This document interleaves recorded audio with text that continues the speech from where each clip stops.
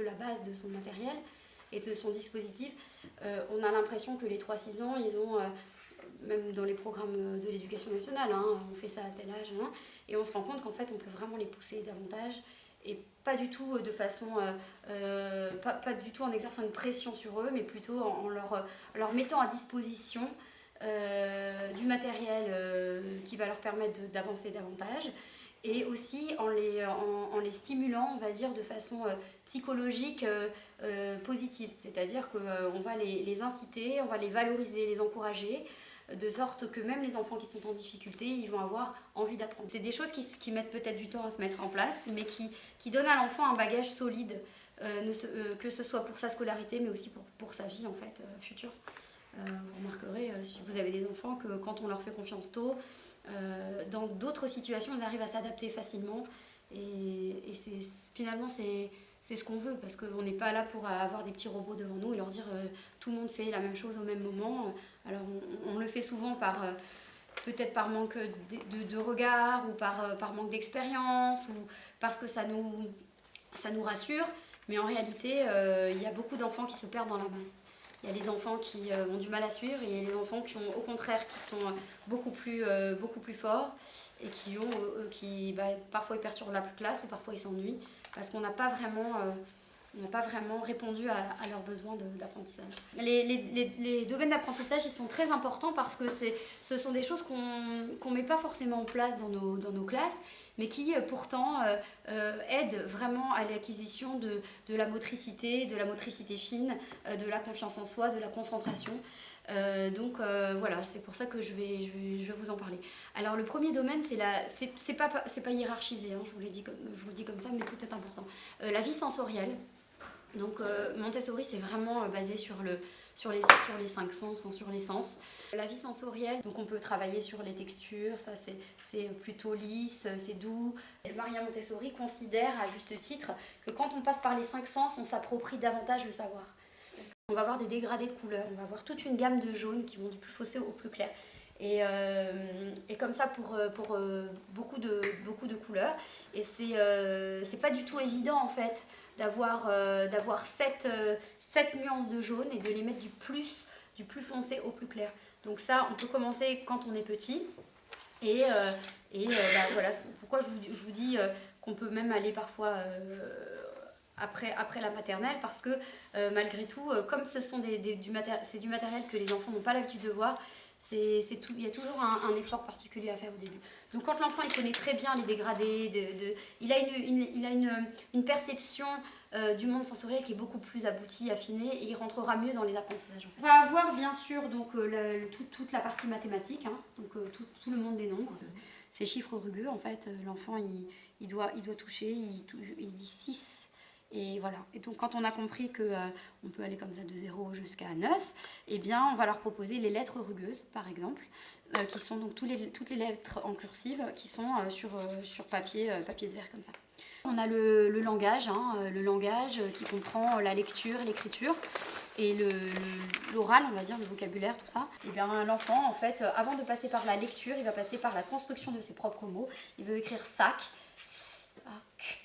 Il va construire sac, et après il va lire. Après, quand on est plus grand, on peut faire des phrases, etc. Voilà. Moi, je m'étais arrêtée là, en langage, parce que je suis en maternelle, et après, ça continue pas, enfin, il n'y a pas d'autres activités. Après, tu as beaucoup de choses autour de la grammaire. Voilà. Beaucoup de choses autour de la grammaire, tu es très codé, donc c'est pas évident de l'utiliser en classe traditionnelle. Donc en fait, il va y avoir des symboles grammaticaux, c'est-à-dire que à chaque fois que tu as un nom commun, tu as une pyramide bleue. Ouais. À chaque fois que tu as un verbe, tu as un rond rouge.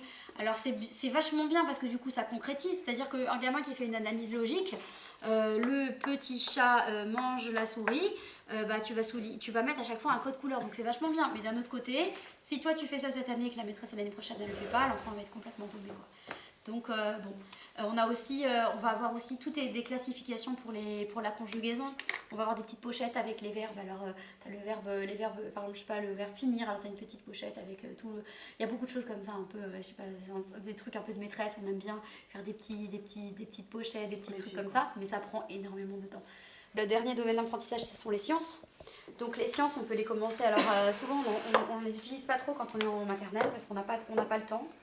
Et on fait beaucoup d'art plastique et des choses comme ça. Je dis pas que c'est pas bien, mais les sciences, on peut les aborder très tôt.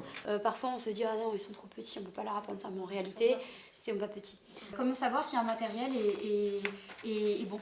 Voilà. Si quand on le parce que je sais que vous fabriquez certainement des choses. Voilà. Donc, je vous propose évolutif.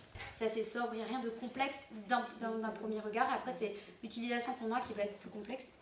On a quelque chose d'attrayant, comme tu disais, alors, elle utilise souvent un code couleur, là, le rouge et le bleu, ça revient souvent dans les lettres, dans tout ça. Donc, j'ai mis matière noble aussi, entre guillemets. On évite, en général, moi je suis un peu puriste dans ce sens-là, on évite le plastique et des trucs comme ça tant qu'on peut. Là, tout à l'heure, dans les formes à métal, formes en métal, c'était du métal pour le coup. Si on fait ça avec du carton, ça va se déchirer en 2 secondes, ça va s'abîmer, ça va se salir. C'est pas du... Finalement, c'est mieux. Voilà, c'est exactement. Si on veut vraiment, autant acheter un matériel, l'utiliser, le vrai matériel plutôt que... Voilà. Réutilisable, en effet. Moi, j'utilise... Voilà. Ça leur apprend aussi le respect du matériel. L'idée, c'est d'avoir le plus de critères. Voilà, on n'est pas obligé d'être à 100%, mais plus on a de critères et plus on voit que le matériel, il va être, il va vraiment faire sens pour les enfants. Ça va vraiment leur permettre de concrétiser tout ça. Les petits dispositifs typiques d'une classe Montessori 3-6 ans, 6-9 ans. Ça ressemble à une petite maison en fait. Il y a quelque chose qui donne envie, on a envie d'être dedans parce qu'il peut y avoir un ou des fauteuils. On va pas avoir beaucoup de tables, on va avoir plus d'espace au sol que de tables qui vont venir nous envahir. On va avoir bien sûr des petites chaises, mais elles ne sont pas forcément disposées comme ça en randonnion. Il va y avoir beaucoup de tapis. Le tapis, c'est tout bête, mais ça permet à l'enfant de délimiter son travail et d'arriver à se concentrer. Et le travail au sol, ça permet en fait tout simplement d'être à l'aise. Comme nous, des fois, on fait nos préparations, on n'est pas forcément sur une table, sur un bureau. Parfois, on a envie de se mettre par terre, sur un canapé. Alors souvent, dans les classes Montessori, on va trouver des vivariums. Donc, on va trouver des petits insectes. On peut avoir aussi un aquarium. On a des plantes. Des plantes, c'est très sympa déjà parce qu'on peut s'en occuper. On peut faire un parallèle avec les sciences.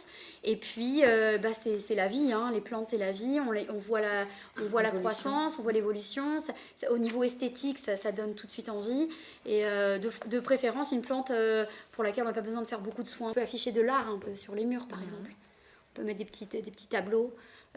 Même nous en tant que personne, il y a parfois, moi j'aime beaucoup Chagall, j'aime beaucoup Pollock, il y a des trucs, voilà, Archibaldo, il y a des choses mais attention, pas forcément des choses qui vont être en lien avec le travail des enfants. Pas du tout, ça n'a rien à voir. Des choses que tu aimes toi, par exemple, ou je sais pas, une exposition que tu as vue récemment, des petites choses un peu qui changent de l'alphabet, des trucs comme ça. Des affichages un peu d'art, ça change, et ça change le regard. Et puis un jour, on va dire, vous avez remarqué qu'il y avait cette affiche, qu'est-ce que vous voyez? Puis tu peux commencer à travailler sur l'art.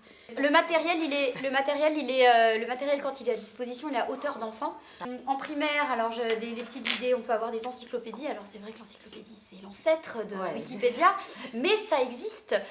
Il y a plein de sortes de dictionnaires. Il y a le dictionnaire des synonymes, un globe. Ça, ce qui est assez intéressant, c'est que les globes Montessori, ils sont rugueux aussi. Donc pour pouvoir distinguer, distinguer la terre et la mer, et on peut aussi avoir le globe où les continents ont une couleur différente. Donc tu vas avoir l'Europe qui est en rouge, l'Asie qui va être en jaune, etc. Un peu de matériel scientifique disponible. Un peu d'huile, un petit peu d'eau. Alors l'autre il va faire ses petits mélanges huile et eau. On peut avoir juste des colorants, un petit bleu, un petit jaune, et puis il fait l'expérience avec sa pipette ou non, et puis il voit que ça fait du vert. On pourrait ramasser dans la forêt en automne des feuilles, une grande branche, on la met là, et puis on l'observe avec une loupe. On pourrait, des petites choses comme ça qui font, c'est un peu favoriser une démarche scientifique en fait. Même sans rien faire, c'est juste avoir un petit coin dans... Voilà, le gamin, il est allé le week-end en forêt, il t'a ramassé des trucs, voilà. Je sais pas si vous avez vu sur internet, il y a un monsieur qui s'appelle The Dad Lab. C'est un papa qui fait des expériences avec ses enfants hyper simples du quotidien, mais c'est très très sympa. Par exemple, il remplit des verres d'eau et puis il faut mettre des pièces jusqu'à que ça déborde. Il fait plein de petites choses vraiment qu'on peut faire avec les moyens du bord. Et puis ça donne plein de... The Dad Lab, il est sur YouTube ou sur Facebook. Et du coup, ça donne plein d'idées, des petites choses qu'on peut mettre à disposition des enfants. Et voilà. Coin collé. Ah oui, je parlais tout à l'heure de la disposition des tables. Réfléchissez à des dispositions un peu différentes. Oui, changez peu. Voilà. Souvent. Déjà, moi à l'époque, je changeais tous les trimestres déjà de Exact. disposition de table. Mais même tout à coup, il y a une table là, qui se retrouve là. Mais c'est pas celui qui est puni, non. Au contraire, c'est celui qui veut travailler tout seul. Parce que des fois, il en a un peu marre de son voisin. Parce que des fois, voilà, il a envie de se concentrer, il a envie d'être tout seul. Donc il est un peu tout seul, mais il n'est pas puni. Il a envie de travailler seul. Moi, je proposerais aussi un coin collectif ou un coin regroupement, même à partir du CP. Il y a des moments où on a envie, où on a besoin de reprendre ses élèves avec soi. On s'installe par terre. Vous avez vu, il y en a une photo où la maîtresse, elle a matérialisé. Mais souvent, comme ça, dans les écoles Montessori, il y a un cercle. On se met à l'intérieur du cercle. C'est sympa. On pourrait imaginer un dispositif, par exemple, dans une classe où on mettrait toutes les tables potentiellement autour et on pourrait avoir un rond au milieu. Et comment ? Dans ma classe. Voilà. Tout le monde en U. Comment tu exploites le milieu ? Le milieu, c'est par terre. D'accord. Par terre. Et au fond, j'ai des tables aussi par groupe. Donc il y a tout. Voilà. Il y a collectif. T'as une grande classe. Pas beaucoup d'élèves. C'est surtout là, on voit bien. C'est la chance, voilà. Mais ça dépend des années. Mais t'as une table par élève quand même ? Oui, j'ai une table par élève. Et j'ai des tables au fond pour être en autonomie, seule, sur faire d'autres choses. Ou alors pour faire du travail de groupe. Et j'ai par terre, pour faire, ça dépend. Moi, je fais beaucoup de sorties, donc on étudie les plans de métro. Et ils se mettent par groupe, par terre, ils ont le grand plan étalé devant eux et ils cherchent les trajets. Et voilà. On se rend compte dans nos classes qu'on a des niveaux différents. Et pourquoi celui qui est, entre guillemets, qui a toujours des difficultés, il ne pourrait pas aider, il pourrait pas aussi parfois aider ou être aidé. On peut vraiment favoriser la coopération. On pourrait imaginer dans sa tête des binômes. Bien sûr, on ne leur dit pas comment on les a établis. On pourrait mettre la moitié des enfants qui ont des difficultés, la moitié qui en ont moins. Et on dit, Salomé et Ruben, vous êtes ensemble pendant ce trimestre. Donc souvent, ils vont travailler en binôme, ils vont se corriger. Ruben, tu peux montrer à machin ? Un enfant qui a le choix, il a beaucoup plus envie de participer, même si en réalité, il n'a pas vraiment le choix, parce qu'en fait, il fait quand même. Donc c'est comme quand on dit à notre enfant qui n'a pas envie de mettre son manteau, tu préfères mettre ton manteau tout seul ou tu préfères que je te le mette ? En vrai, voilà. Ça c'est du coaching parental. En réalité, l'enfant... Non mais c'est vrai. Et en réalité, l'enfant, il croit qu'il a un choix. En réalité, voilà. Je voulais vous parler un peu du cadre bienveillant de Montessori. J'ai l'impression que vous êtes assez familiarisés avec toutes ces notions de bienveillance et de bien-être. Est-ce que vous avez des questions ? Est-ce que vous avez envie d'échanger sur des choses ? Les élèves de ma classe, un peu agressifs, un peu tendus, un peu... que je prenais pas le temps pour eux. Et en fait, vraiment, je me suis rendu compte qu'ils s'ennuyaient, mais c'est même pas qu'ils s'ennuyaient, c'est qu'ils attendaient tout le temps. Ils attendaient la classe tout le temps. Ils attendent. Ils attendent que l'exercice soit fini, ils attendent que l'exercice soit corrigé. Ils attendent de passer dans tous les ateliers, alors que c'est bon, ils ont acquis, mais largement. Ils attendent. Et en fait, je me suis dit, mais c'est... Parce qu'on travaille souvent pour les enfants en difficulté dans nos classes, on est là à les porter. Mais du coup, quand en maternelle, on fait des ateliers, les 4 mêmes, tout le monde doit y passer. Et je me suis dit, en fait, je crois qu'il n'y a pas tellement de sens à tout ça. Et les fiches et les machins. Et quand j'ai commencé à mettre en place Montessori, donc une classe avec des moments libres la plupart du temps, ils choisissent leur activité, ils choisissent leur plateau. Quand je prends des enfants, c'est sur un même thème. Je vais prendre des enfants qui sont début lecteurs et on va travailler ensemble sur cette compétence-là.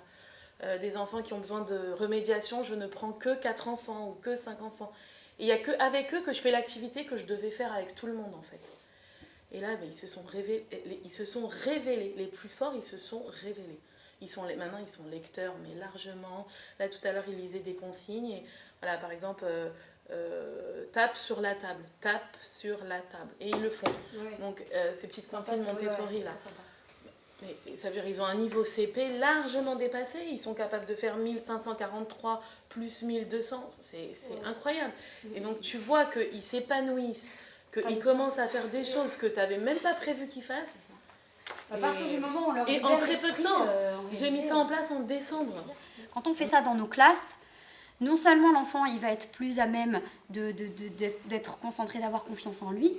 En plus, les enfants qui sont plus en difficulté, on va dire dans les apprentissages généraux, il va se sentir en confiance, il va se dire « Ah là là, mais moi j'adore faire ça, je sais faire ça ». Et au fur et à mesure, il va développer une confiance en lui, une confiance en son corps et en sa main. Et en plus, tout ça, comme on disait, ça va contribuer à son futur.